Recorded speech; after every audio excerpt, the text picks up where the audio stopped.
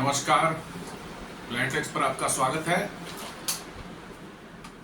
हमेशा तरह आपसे निवेदन है, प्लान टेक्स को सब्सक्राइब करें, बेल आइकन जरूर दबाएं, हमारे वीडियोस को लाइक करें, अन्य फ्रेंड्स एंड फैमिली के साथ शेयर भी करें। दोस्तों, नेपाल की आग अभी ठंडी भी नहीं हुई थी। जी हां, नेपाल में जिस तरह से पिछले 3-4 दिनों से मैसिव प्रोटेस्ट्स, एजिटेशंस, आगजनी और हत्याएं जो हुई हैं वो अपने आप में अनप्रेसिडेंटेड थी। जी हाँ, अभूतपूर्व थी, ऐसी कभी नहीं देखी गई थी। और इतने बड़े पैमाने पर जो है बड़े बड़े राज्य की सरकारी बिल्डिंगों को आग लगाए गए, होटल्स जो थे वहाँ 5 स्टार होटल्स हैं उनमें आग लगाए गए, और उस तरह की तमाम संपत्तियां जो वहाँ पर पॉलिटिशियंस का कहीं इन्वेस्टमेंट था या उनके पर्सनल हाउसेस के जला दिए गए, कई एक्स प्राइम मिनिस्टर के उनके प्राइवेट हाउसेस जला दिए गए। जो प्राइम मिनिस्टर ओली जो है उनके प्राइवेट हाउस को जला दिया गया। एक तो एक्स प्राइम मिनिस्टर की पत्नी जो थी वो उसी आग में जल मरी, उनके घर में आग लगा दिया, वो जल के मर गई। तो इस तरह के बहुत विभत्स मतलब कि जो है सीन वहां पर नेपाल में देखने को मिला था। और नेपाल अभी ठंडा भी नहीं हुआ है, अभी वहां किसी तरह से जो है कोशिश की जा रही है। अभी परसों रात से 10 बजे से जो है आर्मी ने टेक ओवर कर लिया है वहां, और किसी तरह से लोगों को शांत करने की कोशिश की जा रही है ताकि आगे फर्दर कोई इसमें सिचुएशन डिटेरिएट ना हो। यह सारा चल ही रहा था कि इधर कल से फ्रांस में उतने ही बड़े स्तर पर जो है प्रोटेस्ट और आगजनी और पुलिस के साथ क्लैशेज जो है शुरू हो गए, बहुत बड़े लेवल पर हो रहा है। और ये सिर्फ पेरिस में नहीं है, पहले सिर्फ पेरिस में हुआ करता था जब भी होता था। इस बार पूरे फ्रांस में, पूरे देश में के शहरों में ऐसा हो रहा है, और इस स्तर पर हो रहा है कि शायद किसी ने सोचा भी नहीं था। और इसका जो एजिटेशन है, ये मूवमेंट है, ये प्रोटेस्ट है, इसका नाम दिया है ब्लॉक एवरीथिंग। जी हाँ, ब्लॉक एवरीथिंग मतलब कि फ्रांस में हर चीज को बंद कर दिया जाए, ठप कर दिया जाए। पूरे फ्रांस को बेसिकली जो है ठप करने का आह्वान इन्होंने दिया है कि फ्रांस के सड़क जाम हो जाए, रेल नेटवर्क जाम हो जाए, वहाँ की हॉस्पिटल्स, स्कूल्स, बैंक, सब कुछ जो है वो ठप करने चाहते हैं ताकि वहाँ की सरकार जो है पूरी तरह से जो है घुटनों पर आ जाए। क्या इसके कारण हो सकते हैं, किस तरह के मतलब कि प्रोटेस्ट हैं और क्यों हो रहे हैं, ये बड़ा ही एक सोचनीय विषय है।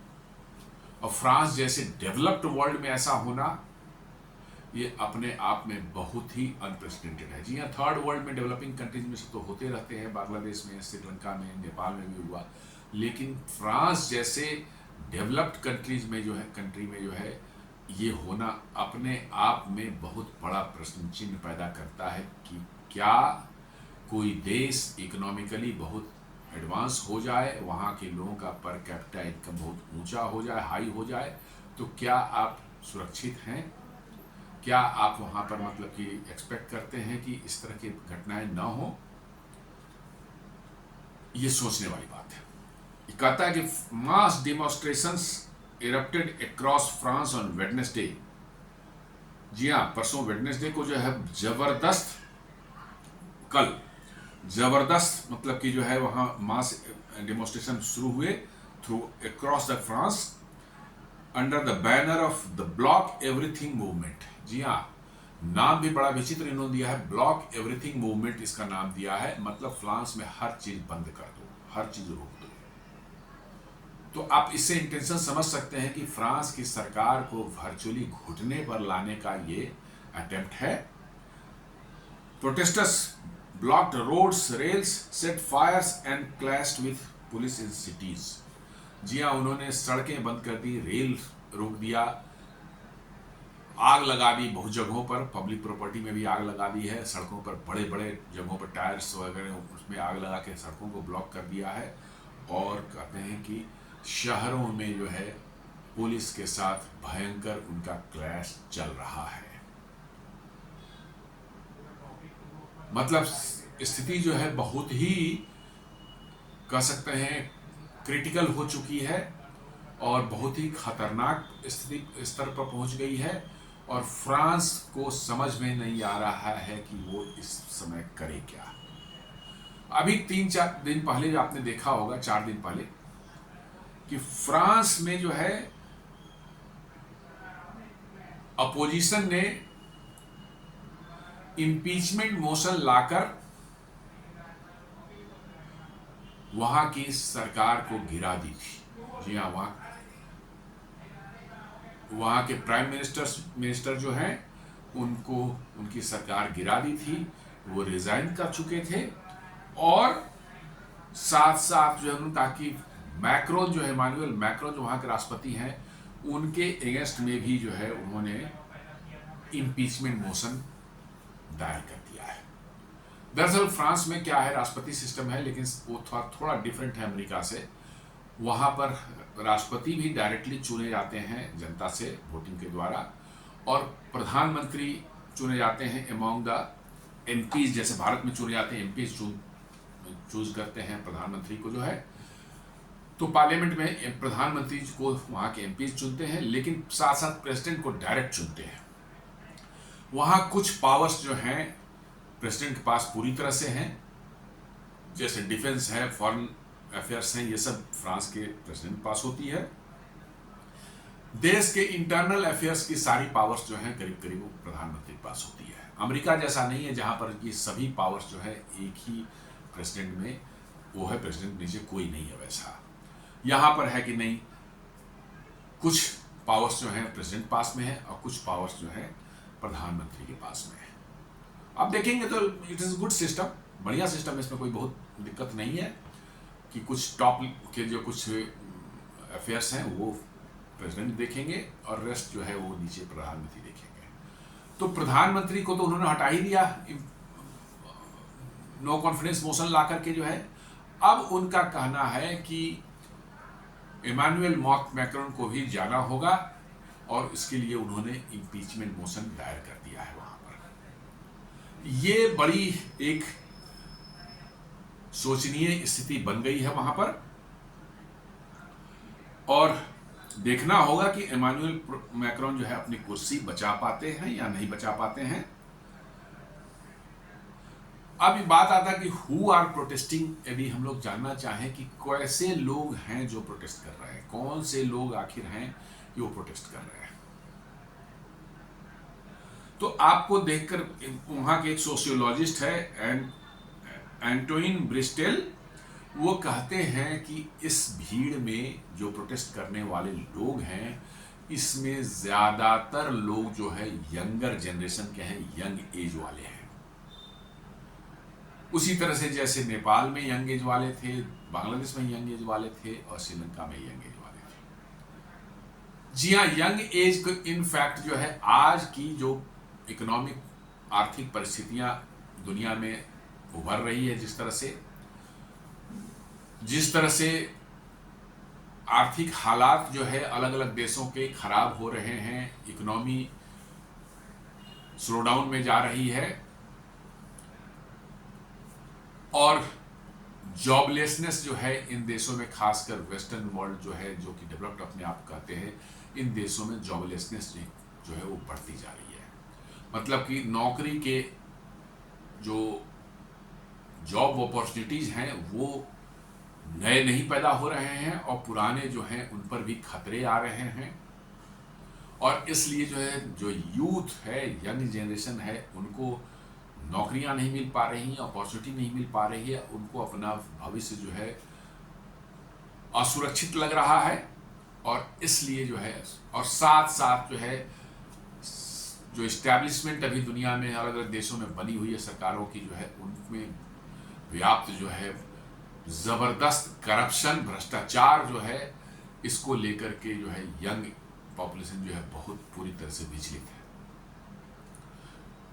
नेपाल में भी आपने देखा भ्रष्टाचार उनका मेन मुद्दा था। हालांकि मुद्दे और भी होंगे, ऐसा नहीं है कि सिर्फ भ्रष्टाचार, लेकिन भ्रष्टाचार एक वन ऑफ द बिगेस्ट मतलब कि जो रीजन था।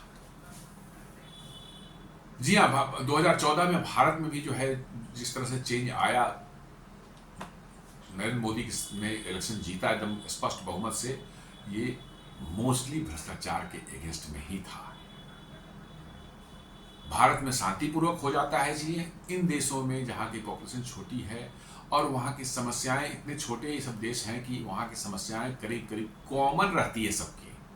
भारत में बिहार में में यदि कोई समस्या जिस लोगों की है वो तमिलनाडु में शायद ना होगी, कर्नाटका की समस्या जो है शायद राजस्थान में नहीं होगी, उनकी दूसरी होगी। इसलिए जो है एक कॉमनैलिटी जो है नहीं आ पाती है। लेकिन बांग्लादेश को ले लें, श्रीलंका को ले लें, आप नेपाल को ले लें, या इवन फ्रांस को भी ले लें। फ्रांस भी बहुत छोटा है, बहुत बड़ा नहीं है, हमें 7-8 करोड़ 10 करोड़ की पॉपुलेशन होगी, उससे ज़्यादा का नहीं है। एरिया में भी वो बहुत बड़े नहीं है। तो इन देशों में आप देखेंगे कि कोई भी समस्या वो इन जनरल सबको इफेक्ट करती है, सबको इफेक्ट करती है। यहाँ पर जो समस्या है वो वही समस्या वहाँ पर। भारत इतना डाइवर्स देश है कि यहाँ पर समस्याएं भी उतनी ही डाइवर्स हैं। मेरी समस्या अपने स्टेट में जो है वो दूसरे स्टेट के लोगों के लिए शायद वो समस्या ना होगी। जी हाँ, मेरे स्टेट में हो सकता है बिजली मेरे लिए बहुत बड़ी समस्या हो, बिजली नहीं आती कहीं पर, लेकिन दूसरे स्टेट में बिजली आती है, खूब अच्छी आती है। मेरे स्टेट में हो सकता है सड़क मेरे लिए समस्या हो, बहुत बड़ी समस्या हो, क्योंकि सड़क की नेटवर्क बहुत खराब है, लेकिन आप दूसरे स्टेट में चलिए वहाँ सड़क का नेटवर्क बहुत अच्छा होगा आपको। तो ये कॉमन नहीं है भारत में, इसलिए जो है वो प्रोटेस्ट जो होते हैं इस तरह के, उसमें पूरे देश में भी प्रोटेस्ट की बात करते हैं। तो आपको ये देखना पड़ता है कि समस्याएं क्या सब जगह एक ही हैं या अलग अलग नेचर की है। छोटे देशों में नॉर्मली वो एक तरह की होती हैं और वहाँ पर लोगों को यूनाइट करना एक के लिए आसान रहता है। तो फ्रांस में भी कुछ ऐसा ही दिख रहा है। वहाँ कहते हैं कि वे यूथ जो है मोस्टली जो है यूथ जो है यंग जनरेशन के लोग जो है वो प्रोटेस्ट कर रहे हैं। और उनका कहना क्या है, they have a certain vision of the world.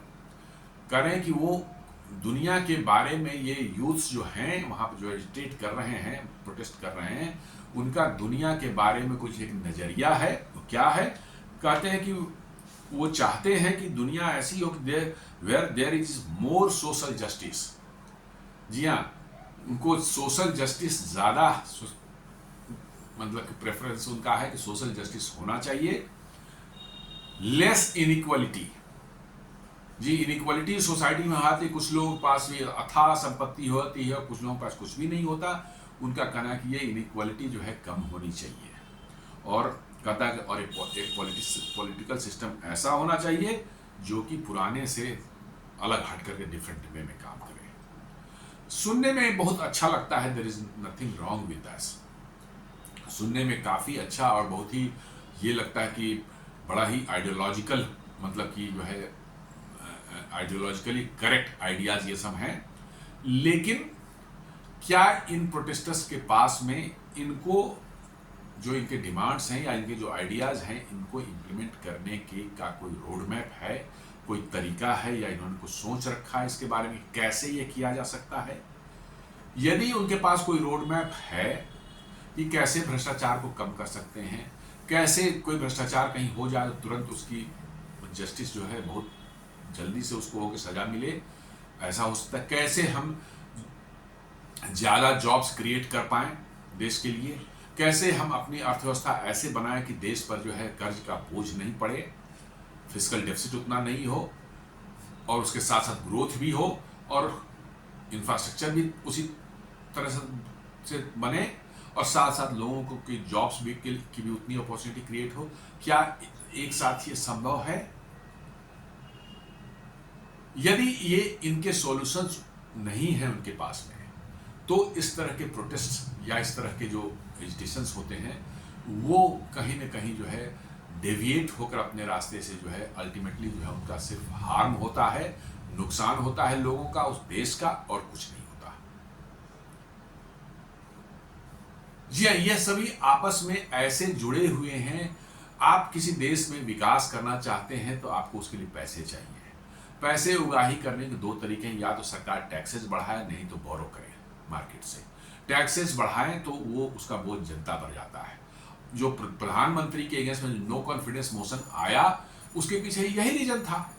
चूंकि फ्रांस की जो है अर्थव्यवस्था बहुत डमाडोल स्थिति में चल रही है, 1% से ग्रो हुई है अभी पिछले क्वार्टर में, अब नीचे ही जाएगी। और आप यदि देख लें तो फ्रांस का जो है डेप्ट जो है उसके जीडीपी से ज्यादा है, मतलब कि जीडीपी का 100% से ज्यादा उनका मतलब कि जो है डेप्ट है।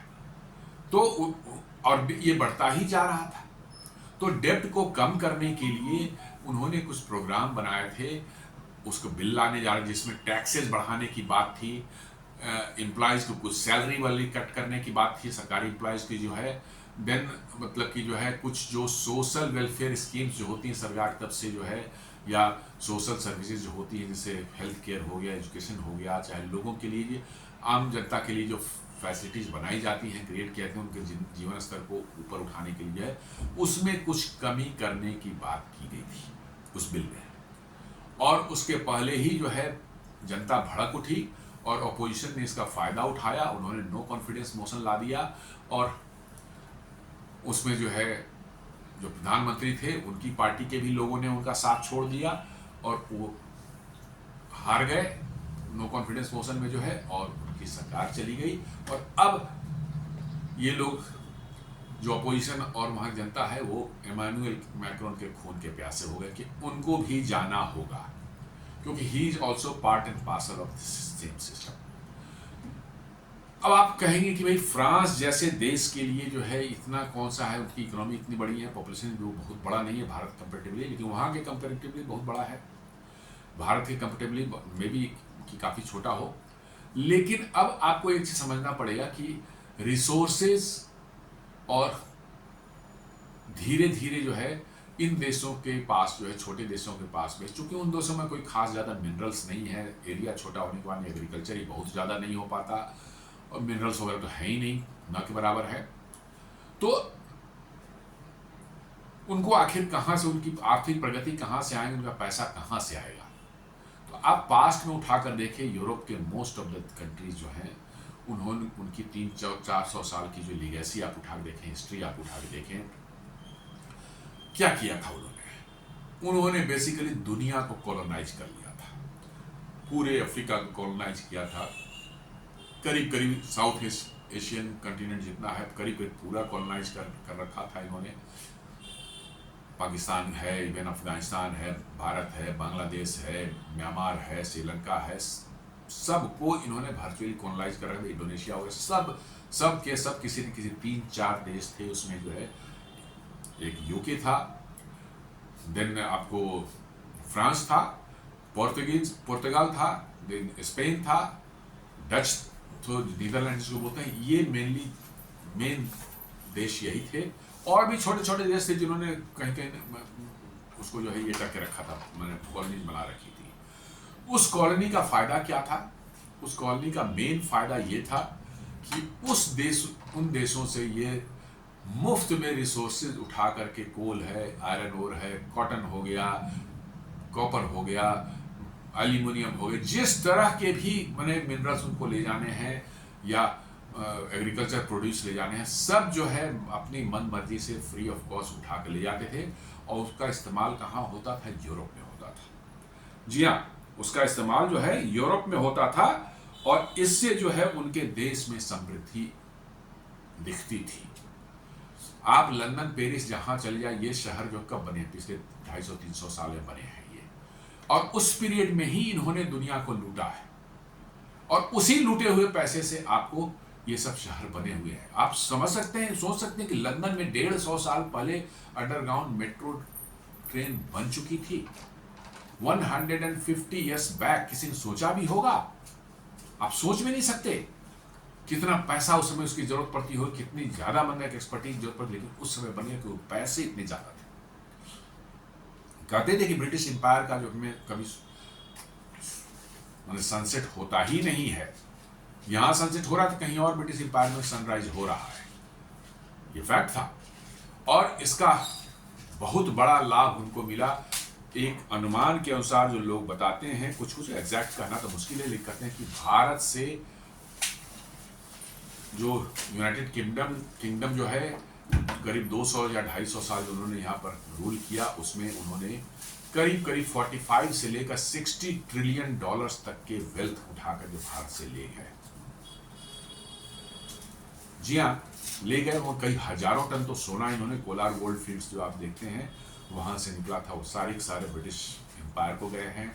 कोहिनूर हीरा यहाँ से ले गए, कितने आयरन ओर्स, कॉटन, मतलब कि जो है एल्यूमिनियम के जो है ओर्स जो है, स्टील यहाँ से बन के जाता था, कोल जाता था, सारी चीज़ें भारत से जो है वो उठा करके ले जाते थे कहाँ, इंग्लैंड, और वो मुफ्त का ले जाते थे। जी हाँ, और इससे जो है इंग्लैंड में समृद्धि सडनली आ गई, और वहाँ पर मतलब कि जो है बड़े बड़े प्रोजेक्ट्स आए, बड़े बड़े शहर बसे, उनके यहाँ मेट्रो रेल 150 साल पहले बन गया, लंबी लंबी रेल लाइनें बनी। मतलब ये सब आप देखेंगे तो आपको ये महसूस होगा कि बिना रिसोर्सेज ना होने के बावजूद भी इन देशों ने इतनी तरक्की कैसे की और कैसे ये डेवलप्ड कंट्री बन गया। बेसिकली इनका था पूरी दुनिया को लूटना, और उस लूट के कारण ही इनकी समृद्धि है। आपने देखा होगा न्यूज़ में अभी 1-1.5 साल पहले था, कैसे नाइजर से जो है फ्रांस वालों को मार पीट करके भगाया था उन्होंने। दरअसल नाइजर पूरा मोस्ट ऑफ द अफ्रीका जो है वो फ्रेंच के कंट्रोल में था, फ्रेंच की कॉलोनी थी। नाइजर भी उन्हीं में से एक देश था, और नाइजर को इन्होंने अभी 25-30 साल 40 साल पहले जो है आज़ाद तो कर दिया था, फ्रीडम दे दी थी, सिर्फ कागजों पर थी। अपने किसी पपेट को जो है वहाँ उन्होंने बिठा रखा था, और वो पपेट जो है वहाँ पर बैठ के मौज कर रहा है। पब्लिक जो है उसको क्या है कि भाई मैंने स्थिति वही थी, और ये बैठ के वहाँ क्या कर रहे थे, जितने मिनरल्स नाइजर में थे, खासकर विशेषकर जो है आपको यूरेनियम, उसका जो है माइनिंग करते थे, और इंटरनेशनल मार्केट में जो प्राइस उसकी होती है यूरेनियम ओर की जो है, उसका 1/10 वो देते थे नाइजर को जो है, और 90% जो है मतलब कि जो है मुफ्त में जो है उठा के ले जाते थे। और वो 1/10 जो पैसा देते थे, उसका कॉस्ट देते थे, वो भी जो है वो पैसा भी कहाँ जाता था, एक अकाउंट उन्होंने खोल रखा था, कहाँ, फ्रांस में, वही नाइजर वालों के लिए, और उसी में वो पैसा डाला जाता था। और नाइजर को यदि कभी निकालना है उस पैसे को इस्तेमाल करने के लिए, तो वो भी फ्रांस के कंसेंट से ही निकाला जाता था।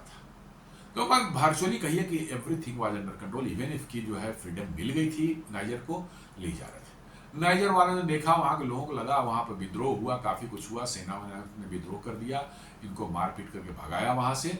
तो कहने का एसेंस है कि अब इनके रिसोर्सेज, दुनिया को लूटने का जो धंधा चलता था, वो करीब करीब खत्म हो चुका है, ना के बराबर है। अब कोई देश भी अपना वेल्थ जो है, अपने रिसोर्सेज जो है, इनको मुफ्त में देने को तैयार नहीं है। और इसलिए जो है अब यहाँ पर आपको देख रहे हैं इन सब देशों में जो है फाइनेंशियल ट्रबल्स जो है शुरू हुए, क्योंकि ये काम धंधा इनको नहीं करना है। आप देखेंगे यूरोपियंस को, चाहे अमेरिकन्स को, या ये लोग जो है दुनिया के सबसे लेजी लोगों में से, लेजी नहीं कहेंगे, मतलब कि निकम्मे लोग हैं, काम नहीं करना चाहते ये। इनको जो है लंबी लंबी छुट्टियाँ चाहिए, वैकेशन चाहिए, मोटी सैलरी चाहिए। काम जो है नहीं, 5 बज गए शाम के तो बस उसके बाद उठेंगे, काम पूरा हुआ चाहे नहीं हुआ, वो निकल जाएंगे। यदि अब 2 दिन अब वीकेंड है तो 2 दिन पता ही चलेगा कि आप, और यदि आपने कभी इमरजेंसी उनको फ़ोन कॉल कर दिया तो they take it, otherwise they can go up to police also for that, for violating their privacy. तो ये माइंडसेट के साथ जो है आपको काम तो होना नहीं है। आपको क्यों अमेरिका में जो है ज़्यादातर जो है टेक कंपनियों, बड़ी बड़ी कंपनियों में जहाँ पर जो ये होता है, वहाँ भारतीय मिलते हैं काम करते हुए। क्यों? भारतीयों में मेंटेलिटी नहीं है, वो काम शुरू किया तो ख़त्म करके ही घर जाएगा। उनको लंबी छुट्टी, महीने दिन की छुट्टी लेकर के दुनिया घूमने का उनको कोई शौक नहीं है। वो सेविंग करते हैं, पैसे उड़ाते नहीं है। इसलिए जो इनको प्रेफर किया जाता है, और इसलिए जो वहाँ पर मतलब टेक कंपनियाँ भारतीयों के भरोसे ही चल रही है।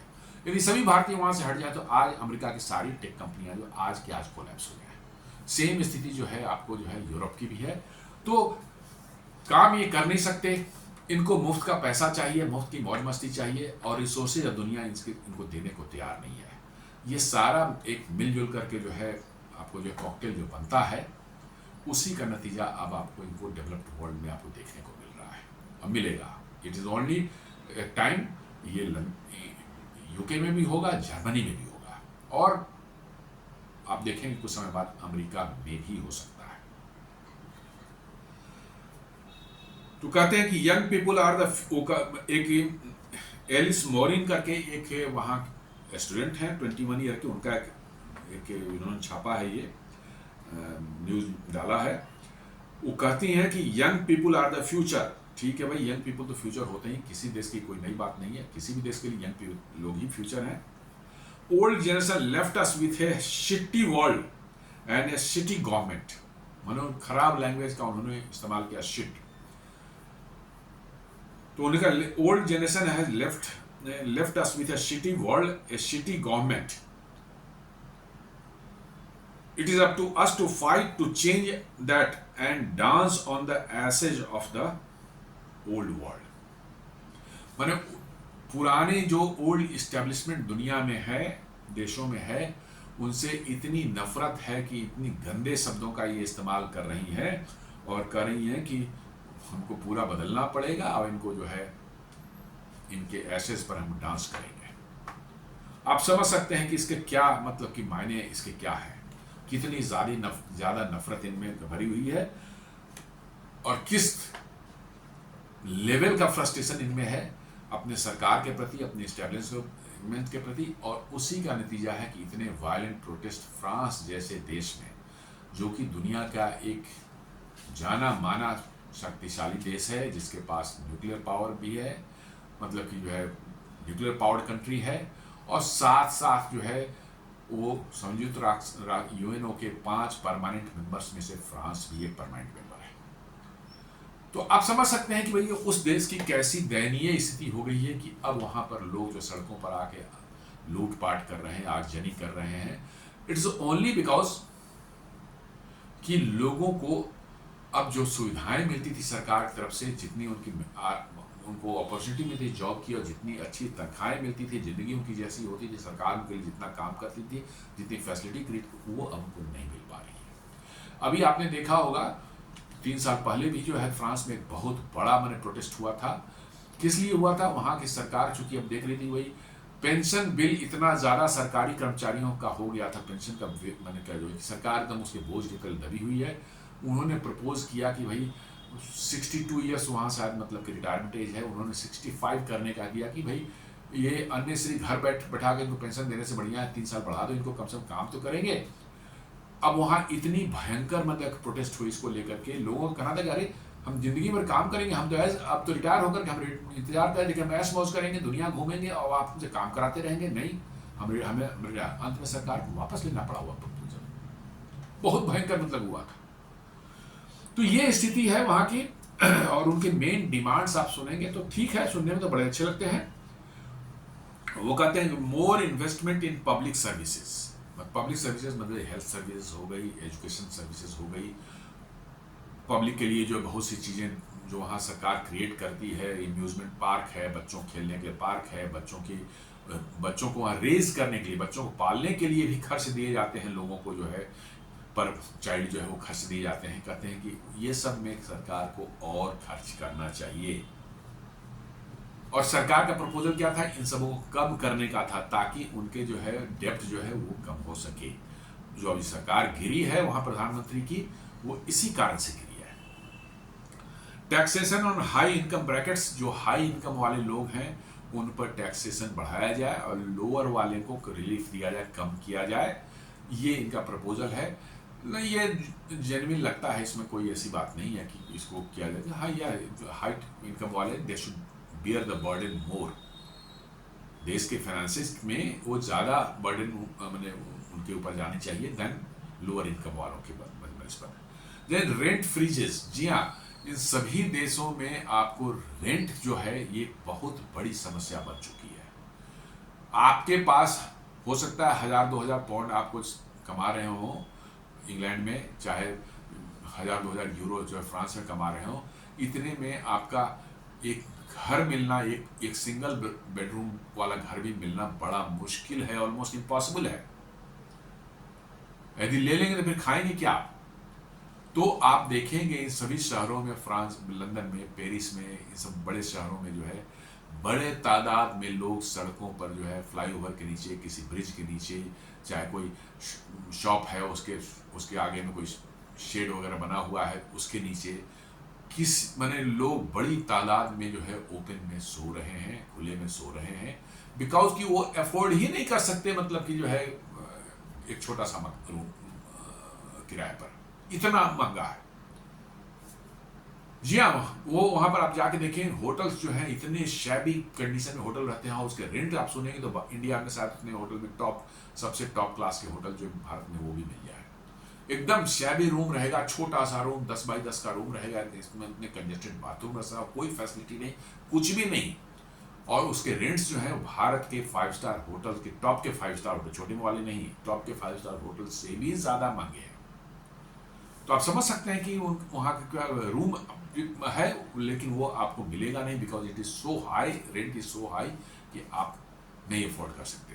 तो एक डिमांड में है कि रेंट को जो फ्रीज किया जाए, और ये वाकई में एक बहुत बड़ी समस्या वहां के लिए है कि आपके पास पैसे हैं लेकिन उतने पैसे नहीं हैं कि आप मतलब कि एक घर माने किराए पर ले सकें।